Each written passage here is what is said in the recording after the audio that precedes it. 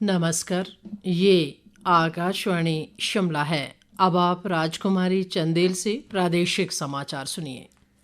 संस्कृति मंत्रालय 11वें अंतर्राष्ट्रीय योग दिवस पर देश के 100 प्रमुख पर्यटन स्थलों और 50 अन्य सांस्कृतिक स्थलों पर योग सत्रों का आयोजन कर रहा है। ये सत्र विशाखापट्टनम में आयुष मंत्रालय द्वारा आयोजित प्रमुख योग कार्यक्रम के पूरक होंगे।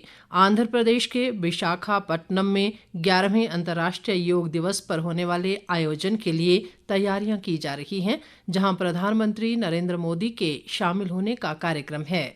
ये कार्यक्रम खुले में योग करने के अब तक के सबसे बड़े आयोजनों में से एक होगा।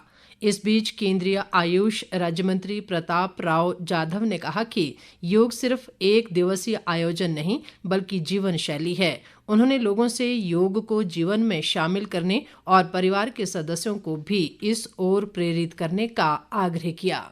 योग एक दिन का इवेंट नहीं। हमारे प्रधानमंत्री ने भी यह संदेश दिया है कि योग को अपनी जीवन शैली बनाओ, अपने जीवन में योग को स्थान दो और योग के माध्यम से तंदुरुस्त रहो। आप तो खुद योगा हर रोज करो, योगा के लिए समय दो, लेकिन आपके परिवार में सभी को योगा करने के लिए प्रवृत्त करें। कृषि व पशुपालन मंत्री चंद्र कुमार ने हिम कृषि योजना के तहत जल संरक्षण के नए मॉडल बनाने की आवश्यकता पर बल दिया है। वे आज शिमला में कृषि विभाग की बैठक की अध्यक्षता कर रहे थे। चंद्र कुमार ने कहा कि हिमाचल देश का पहला राज्य है जिसने प्राकृतिक खेती द्वारा उगाए गए उत्पादों के लिए न्यूनतम समर्थन मूल्य निर्धारित किया है। कृषि मंत्री ने अधिकारियों को फील्ड स्तर पर जाकर किसानों की समस्याओं को सुनने और उनका निवारण करने के निर्देश दिए। प्रदेश में पुलिस भर्ती परीक्षा में नकल को लेकर विवाद खड़ा हो गया है। नेता प्रतिपक्ष जयराम ठाकुर ने पुलिस भर्ती परीक्षा प्रक्रिया में धांधली के आरोप लगाते हुए इसकी उच्च स्तरीय जांच की मांग की है। शिमला में आज एक पत्रकार वार्ता को संबोधित करते हुए उन्होंने कहा कि पुलिस भर्ती मामले में बड़े पैमाने पर गड़बड़ी की शिकायत मिल रही है। उन्होंने दावा किया कि परीक्षा केंद्र के सीसीटीवी कैमरों में ये घटना रिकॉर्ड हुई है, लेकिन सरकार दबाव में सीसीटीवी फुटेज को सार्वजनिक नहीं कर रही है। जयराम ठाकुर ने कहा कि ये एक गंभीर गैर कानूनी मामला है जिसे नजरअंदाज नहीं किया जा सकता। उन्होंने परीक्षा से जुड़े रिकॉर्ड को नष्ट किए जाने की आशंका जताते हुए सरकार से इस मामले की निष्पक्ष जांच करवाने की मांग की है।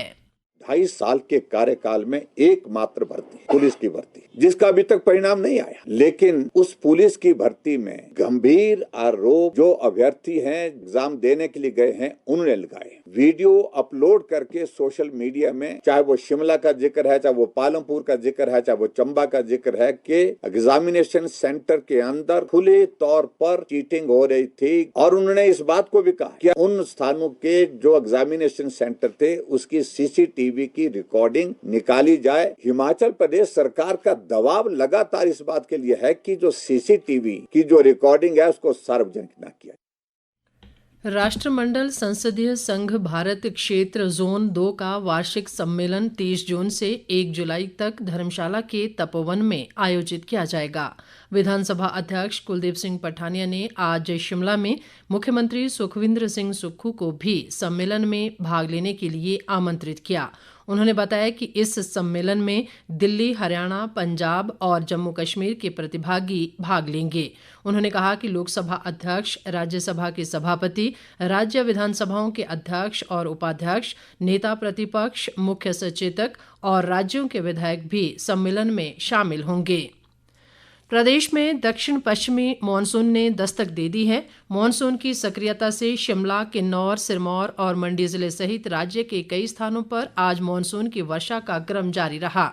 मौसम विज्ञान केंद्र शिमला के वैज्ञानिक शोभित कटियार ने बताया कि प्रदेश में मानसून सक्रिय हो चुका है और 22 व 23 जून को ऊना, बिलासपुर, हमीरपुर, कांगड़ा और सिरमौर जिले में भारी वर्षा को लेकर ऑरेंज अलर्ट जारी किया गया है।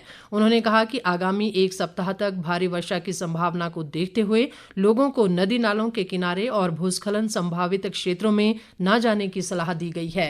इस बार हिमाचल प्रदेश में जो दक्षिण पश्चिम मानसून के जो हमारा 3 महीने का जो पीरियड है मुख्य रूप से, उसमें नॉर्मल से अधिक बारिश होने के चांस है। लगभग 1 सप्ताह तक भारी बारिश का जो दौर है वो हिमाचल प्रदेश के अलग अलग जिलों में लगातार चलता रहेगा। और हालांकि मुख्य रूप से 22 जून को और 25 और 26 जून को कुछ एक जिलों में भारी से अत्यधिक भारी बारिश भी मिलेगी। ऑरेंज अलर्ट हमने जारी किया हुआ है।